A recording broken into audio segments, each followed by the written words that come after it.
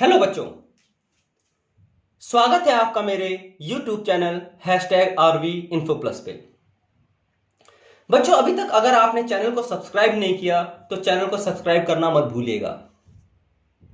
जैसे कि आप जानते हैं बच्चों कि इस चैनल के माध्यम से मैं आपको DOE के द्वारा दी गई वर्कशीट्स करा रहा हूं। आज की वर्कशीट जो है विज्ञान विषय कार्यपत्रक 4 जो दिनांक 30 सितंबर 2020 को आपको प्राप्त होगा। ये जो वर्कशीट है वो हमारी सूक्ष्म जीव पर आधारित है। इस वर्कशीट में हमने दो बातों पे मुख्यतर ध्यान देना है, वो है एंटीबायोटिक्स और टीका क्या है। आइए सबसे पहले हम एंटीबायोटिक की बात करते हैं। हमने देखा कि जब हम बच्चों बीमार पड़ते हैं और डॉक्टर के पास जाते हैं तो डॉक्टर हमें एंटीबायोटिक्स दवाइयां प्रिस्क्राइब करता है और उन्हें नियम से खाने के लिए कहता है। तो आइए हम देखते हैं ये एंटीबायोटिक है क्या। हमने देखा कि ये एंटीबायोटिक जो है सूक्ष्म जीवों से बनाई जाने वाली दवाई है। यह बीमारी पैदा करने वाले जीवाणुओं को नष्ट कर देती है अथवा उनकी वृद्धि को रोक देती है। आइए हम देखें ये कार्य कैसे करती है एंटीबायोटिक। हमने देखा कि जो ये एंटीबायोटिक दवाइयां हैं, ये हमने देखा सूक्ष्म जीवों के जैव प्रक्रम को रोक देती हैं, उनके जनन, उनकी वृद्धि को रोक देती हैं, अंततः वो नष्ट हो जाते हैं। सबसे पहला जो एंटीबायोटिक है वो अलेक्जेंडर फ्लेमिंग नामक वैज्ञानिक ने खोजा था। उसने जो पेनिसिलिन नामक एंटीबायोटिक की खोज की थी। आइए अगली बात करते हैं टीका की।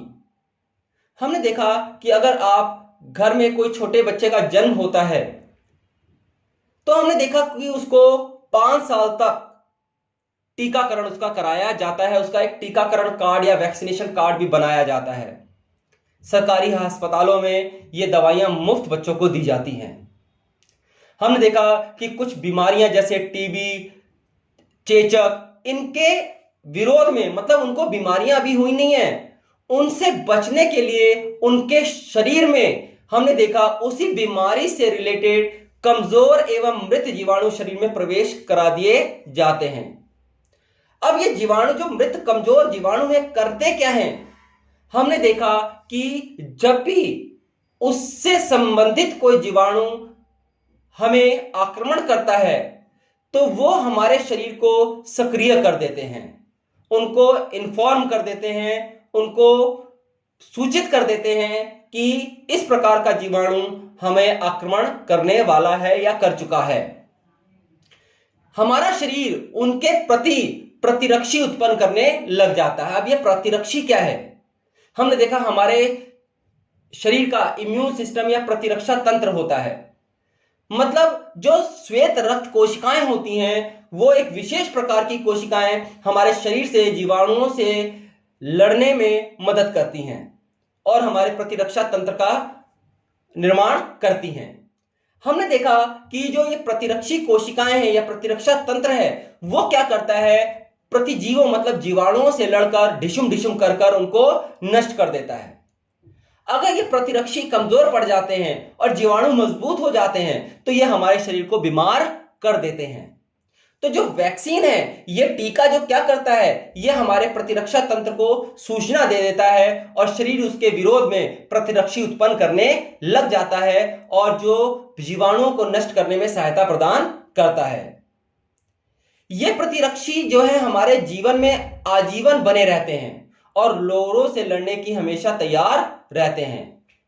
बच्चों को बचपन में टीके लगाए जाते हैं ताकि उनका शरीर आजीवन बीमारियों से लड़ने के लिए तैयार रहे। तो यहां पे हमने देखा कि ये आपकी जो वर्कशीट है वो समाप्त होती है। लास्ट में हमने देखा एक एडवर्ड जेनर नामक वैज्ञानिक का भी नाम दिया जो चेचक के टीके की खोज उसने की थी। तो आइए हम प्रश्न उत्तर पे आते हैं। पहला प्रश्न दिया हुआ एंटीबायोटिक किसे कहते हैं, तो हमने आपको ऑरेंज लाइनिंग से कवर किया हुआ है। एंटीबायोटिक हमने देखा सूक्ष्म जीवों से बनाई जाने वाली दवाई है। दूसरा प्रश्न दिया किसी 3 एंटीबायोटिक का नाम लिखिए, तो ऊपर लिखा हुआ एंटीबायोटिक के टेट्रासाइक्लिन, पेनिसिलिन, स्ट्रेप्टोमाइसिन, ये 3 आप नाम लिख सकते हैं। तीसरी प्रश्न जो है एंटीबायोटिक की खोज सबसे पहले किसने की, तो सबसे पहले अलेक्जेंडर फ्लेमिंग ने इसकी खोज की। अगला क्वेश्चन है, वैक्सीन किसे कहते हैं? टीका या वैक्सीन के द्वारा रोग फैलने वाले मृत या कमजोर जीवाणु हमारे शरीर में प्रवेश डाले जाते हैं। इन जीवाणुओं को लड़ने के लिए हमारा शरीर प्रतिरक्षी उत्पन्न करता है। इस प्रक्रिया को हम वैक्सीनेशन या वैक्सीन कहते हैं। अपने मम्मी पापा से आप पूछ सकते हैं कि उन्होंने आपके बचपन में आपको टीकाकरण कराया था या नहीं कराया था, आपका एक वैक्सीनेशन कार्ड है या नहीं। आप उसमें देखिए कि आपको कौन कौन से बीमारियों के प्रति टीके लगे हुए हैं। हम देख रहे हैं, हम कोविड कोरोना काल में भी एक प्रयास में लगे हुए हैं कि हम इसका टीका खोज निकालें।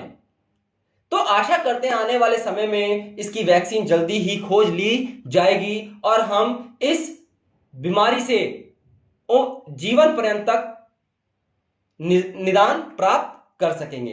तो आज के लिए वर्कशीट में बच्चों इतना ही। चैनल के साथ बने रहें, तब तक के लिए जय हिंद, जय भारत।